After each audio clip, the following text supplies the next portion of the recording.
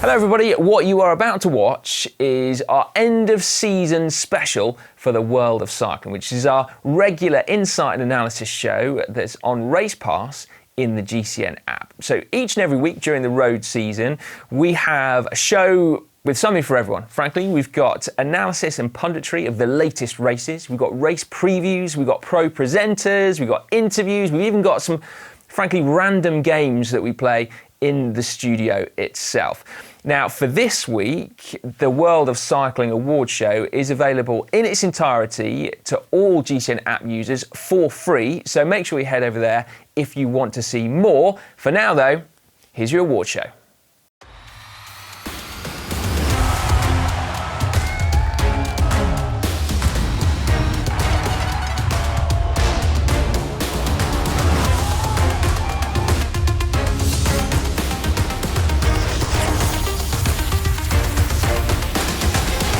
Hello and welcome to the World of Cycling 2020 Award Show. We have been upgraded to World Tour status in the studio stakes, which means that we can have two amazing guests with us. First up, we have double Giro Rosa stage winner, pro cyclist Lizzy Banks. Welcome again, Lizzy. Oh, thanks for having me back, Si. Well, yeah, just 1 week after your first appearance, but we enjoyed it so much, we wanted you straight back. And then next to Lizzy, well, it should have been former national champion Conor Swift. But unfortunately for Conor, the anti-dope testers turned up at his house just after he had left to drive to our studios. Fortunately for us, another former national champion called Conor happens to live 5 minutes from the studio. Former Irish national champion is Conor Dunn. Conor, thank you very much for stepping in. Yeah, thanks for having me, Si. Luckily, I had enough time to do my hair before I appeared on the sofa. We can see, yeah, it's great. Right then, we will start the show, fire the starter's pistol on the 2020 award show. Now, we feel incredibly fortunate to have enjoyed so much amazing bike racing this year, and we want to celebrate everything with this award show. So we devised 8 categories, 6 of which were put to you to vote on, and it was incredible. 8,000 of you cast your vote. So we will begin with the breakthrough of the season. So which rider has made a big step up in 2020? Here are your nominees.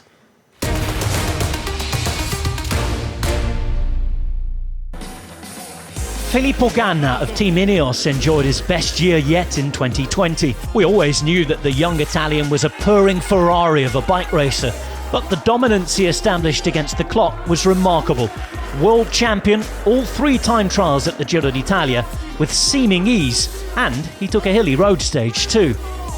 Italy was the scene of several breakout performances in 2020, with João Almeida and Tadej Pogačar also leaping into the public consciousness at the Giro. The Koenig Quickstep's Portuguese Almeida surprised everyone by taking the pink jersey and proved he's got the talent to back it up by wearing it for 15 consecutive days. He showed real grinta, as the Italians say, even after all was seemingly lost. As for Tadej Pogačar, the best breakthroughs are often the most unexpected. 2 stage wins at the overall victory at a race where he was supposed to be domestique was astonishing. Tadej becomes yet another Ineos GC star, but he feels a little different to the others. What he does next is a fascinating chapter still to be written. Staying in Italy, the Giro Rosa is the premier stage race on the women's calendar, and it's where some of the greatest ever riders have made their names. Cue Michaela Harvey, a young GC hopeful from New Zealand who took 5th overall this year, including a podium on stage 8, proving she's got the legs for bigger things to come. Also in the women's peloton, Mavi Garcia kicked off the season restart with a huge ride at Strade Bianche, before doing the double at the Spanish National Championships. She's a latecomer to the sport, but at age 36, she's moving places, and fast. Finally, can many fans claim they knew who Marc Hirschi was before the Tour de France? I'm not so sure.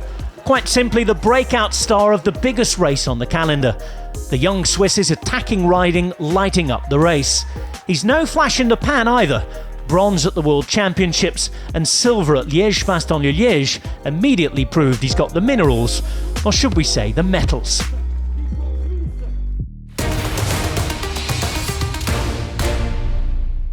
Right, I can now reveal that the World of Cycling Breakthrough Ride of the Year goes to Mark Hirschi with a whopping 40% of the vote. Perhaps not too surprising given what he did at the Tour de France and also winning Flèche Wallonne, and then those amazing rides at the World Champs and Liège. Conor, did you expect him to do what he did this year? I didn't expect him to do that, actually. I was there in Innsbruck when he was up there on the podium in the Worlds, and that was a super impressive ride on such a tough course. But that is an under-23 race. And to go into the pro ranks, where it is a serious jump up, if I'm honest, especially when you go to kind of monuments and grand tours. That's even a massive jump compared to lower level pro races. So to be able to get in there and not just hold your own, but win a stage is super impressive, and to do it in such dominant fashion as well, and that just looks so confident on the bike, just look like you're having fun at a Grand Tour is like a feat in itself. So yeah, you can't take it away from him. Massive. No, you can't. Yeah. Now Lizzy, former teammate of yours in there, so Michaela Harvey, you were racing with her at the Giro Rosa. What can you tell us about her? Like, is this a breakthrough for big things for her? Yeah, for sure. And I think she even surprised herself with that ride, because we went into that race with our leader actually pulled out 2 days before with a foot problem. So she wasn't our first card to play. And then we went into that race saying, OK, well, let's see what happens. And she didn't know what she'd be able to achieve. And we believed that she could take the young rider jersey, but to get third on the Queen stage and to take fifth overall, it kind of really opened her eyes as to the possibilities of how good that she was, and also that she was as good as all these other world-class riders, and she was really knocking on the door of some really big results. Yeah. Right, moving on to the next award. This is Ride of the Year. So the best single-day performance of any rider during this season. And rather than put this one out to the public vote, we've decided to ask World of Cycling guests and pundits for their nominations. My ride of the year has got to be Lizzy Banks at Liège-Bastogne-Liège. I mean, getting in the early breakaway and figuring out the tactic on how to get the better of the Dutch is an achievement in itself, no less the fact that it's done after motherhood, coming back to the top of her sport. It's just, I can't understand it. Massive, massive props. I don't know how anyone could manage that. I could barely ride my bike up to becoming a father, and I didn't have to give birth. So, Lizzy Banks, ride of the year. For me, the ride of the year was Wout van Aert in Milan-San Remo. And the reason being, he had won Strada, very impressive. Going into San Remo, he was the big favourite. And on the Poggio, Alaphilippe was very impressive, as he normally is. Van Aert chased him down on the descent, went into the final with a very slim advantage, with a group coming up quickly behind. But very confident, kept the pace going enough to stay out there, laid out the sprint and won comfortably. So for me, that was definitely the ride of the year. Hi guys, for me there can only be one winner, and it has to be Primož Roglic's ride on stage 17 of La Vuelta. Considering the pressure he was under and the way his team worked for him as well, it was absolutely outstanding. And to come through and deliver, finding those last resources after what was a huge disappointment on the Tour de France, for me just underscored how great the man is and how great that ride was. My racing moment of the year? Obviously there were many candidates, but I want to go with Peter Sagan's Giro d'Italia stage win at Tortoreto on stage 10. Why? It was 177 kilometres where you simply didn't want to look away from the telly for a second. Lousy weather, a big chase from FDJ, who fell to bits when they were just yards behind mid-stage, and then a finale over the hills with Sagan going it alone to win for the first time in over a year. Merckx-esque, that's all you can say. My nomination for Rider of the Year goes to Julian Alaphilippe. It was for his ride in the World Road Race Championships. I just think tactically he got it absolutely right. He only had one tactic that he could employ. He had to wait for that final climb before making his attack, and that's exactly what he did. But to have to wait for the best part of 6 hours and keep yourself control, especially for a rider like him who most of the time rides on instinct, when he put in that attack, nobody could follow him. His time trial then to the finish was spectacular and made for fantastic viewing. For me, brilliant tactics, Julian Alaphilippe. My nomination is for Mark Hirschi of Team Sunweb, stage 9 Tour de France at 153 kilometres from pole to the runs. He rode 90 kilometres alone over 4 calls and was only caught 1.5 kilometres from the finish. Even so, in a tight sprint, he was narrowly beaten by Primož Roglic and Tadej Pogačar. It was an epic ride from a special rider. My ride of the year, I'm going to go for Primož Roglič at Liège-Bastogne-Liège. I think he was the best rider over the season, and that win was particularly significant and important because of how far he would have had to come back from losing the Tour in such dramatic fashion. Not long before, I think some guys would never have returned from that, but he came back and won Liège by keeping a cool head in a stressful final. So, chapeau.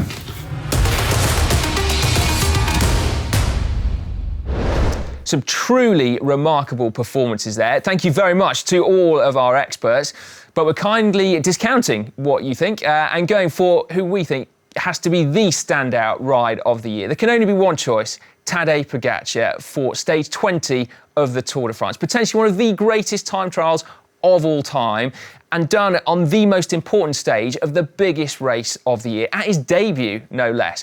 Tadej Pogačar demolishing his compatriot Primož Roglič to win the Tour de France. How epic does it get? Now, we spoke to Pogačar about that very ride.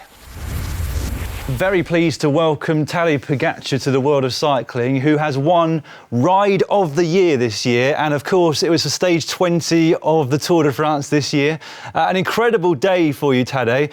How soon after you went off that start ramp did you know that your legs were incredible that day? Yeah, I did know that I would have a good day, just not how good. When I started off the ramp, I got the feeling of good legs, and I knew the route. So I just set the pace, and I felt comfortable on the bike. So it was a really good day for me. And at what point did you start to believe that you might be able to win the Tour de France that day? Were you getting a lot of information from your team behind? I was getting information from the team, but when I hit the climb, the spectators were too loud, so I didn't hear much. So when I crossed the finish line, I didn't know. I knew that I put good time, but I didn't know where is Primož, so I was waiting him until he crossed the line. Then I realized, then I saw that I won the stage and the Tour, so pretty late. And what was going through your head at that moment when you realized? It was, a lot of mixed emotions. Roglič is one of the best cyclists in the world, good friend, and I always cheered for him in all the races. So of course I would like him to win, but then I beat him. So I was happy, but also a little bit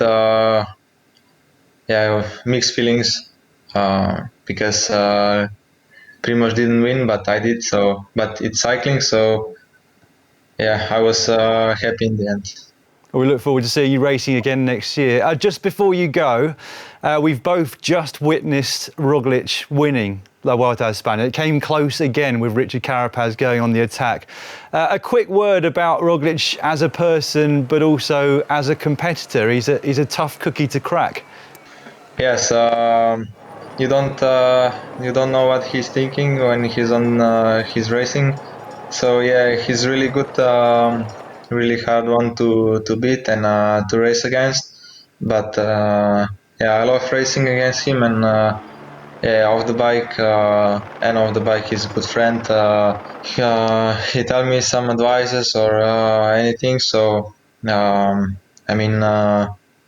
good to talk to, and I enjoyed being with him in the races and on the trainings. So we get along great, and Well, we very much look forward to seeing you both competing in the same races again next year. Thanks very much for your time, Tadej. Have a good off-season. We'll see you in 2021. Thank you.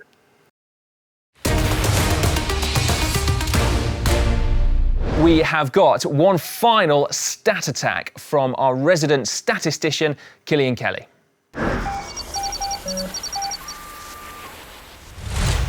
Here we are at the end of the most unusual cycling season any of us have witnessed. So let's dive into the stats that emerged from what ended up being a truly wonderful year.